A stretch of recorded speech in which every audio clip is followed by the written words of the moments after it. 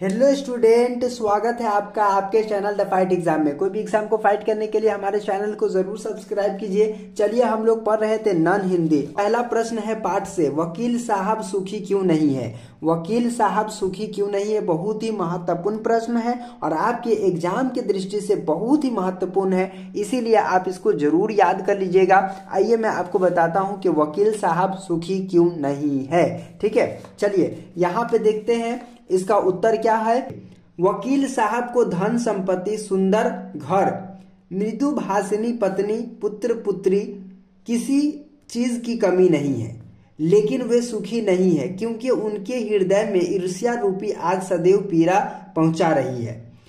उनके बगल का एक बीमा एजेंट की चमक दमक, आमदनी, गाड़ी इत्यादि सभी उन्हीं को क्यों नहीं हो जाता है, अर्थात किसी दूसरे को सुख सुविधा या आय क्यों।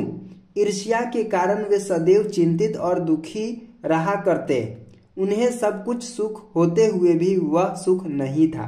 यानी कि कहने का मतलब यह है कि वकील साहब के पास हर चीज था। सुंदर पत्नी थी, घर था, धन था, संपत्ति है ना, पुत्र था, पुत्री थी, हर चीज, कोई भी चीज की कमी नहीं थी, लेकिन वो हमेशा क्या रहते थे, दुखी रहते थे, क्योंकि उसके अंदर ईर्ष्या यानी कि जलन था।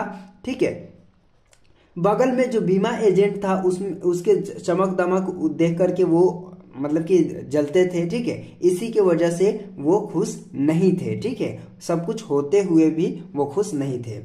अगला प्रश्न है, यहाँ पे 2 नंबर प्रश्न है, ईर्ष्या को अनोखा वरदान क्यों कहा गया है। ईर्ष्या को अनोखा वरदान क्यों कहा गया है, कि आपके एग्जाम के अकॉर्डिंग बहुत ही महत्वपूर्ण प्रश्न है और इसका जवाब हम देखते हैं कि क्या है। उत्तर देखते हैं, ईर्ष्या को अनोखा वरदान इसलिए कहा गया है कि जिसके हृदय में यह अपना घर बना लेता है, यानी कि जिस इंसान के हृदय में यह अपना घर बना लेता है उसको प्राप्त सुख सुविधा के आनंद से वंचित कर देता है, और उसको जो भी सुख सुविधा होता है उससे क्या कर देता है, वंचित कर देता है, उसके आनंद से वंचित कर देता है।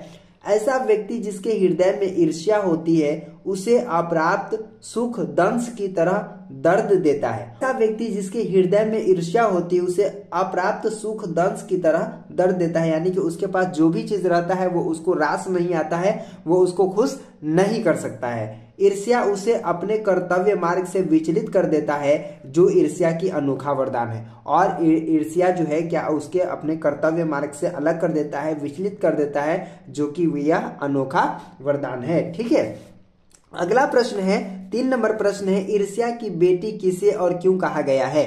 ईर्ष्या की बेटी किसे और क्यों कहा गया है, आइए बात करते हैं ईर्ष्या की बेटी किसे और क्यों कहा गया है। ठीक है, थोड़ा सा देखते हैं।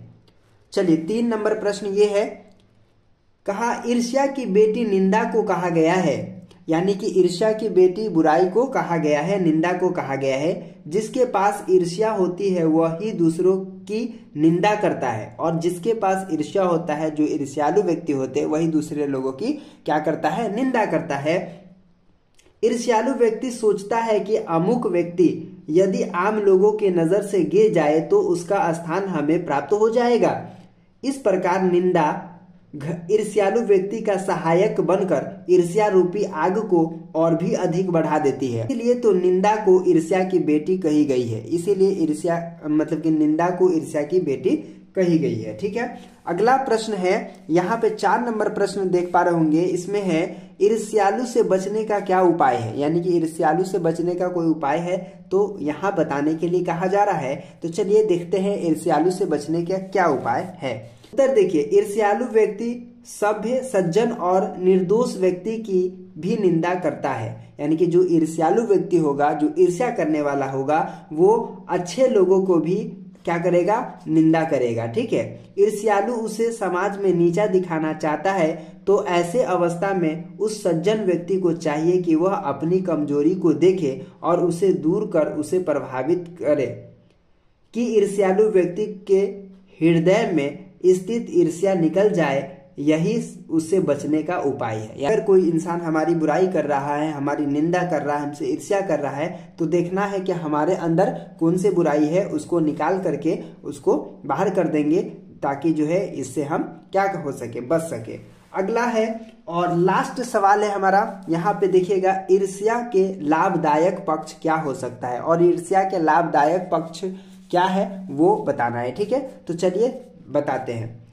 ईर्ष्या से स्पर्धा होती है।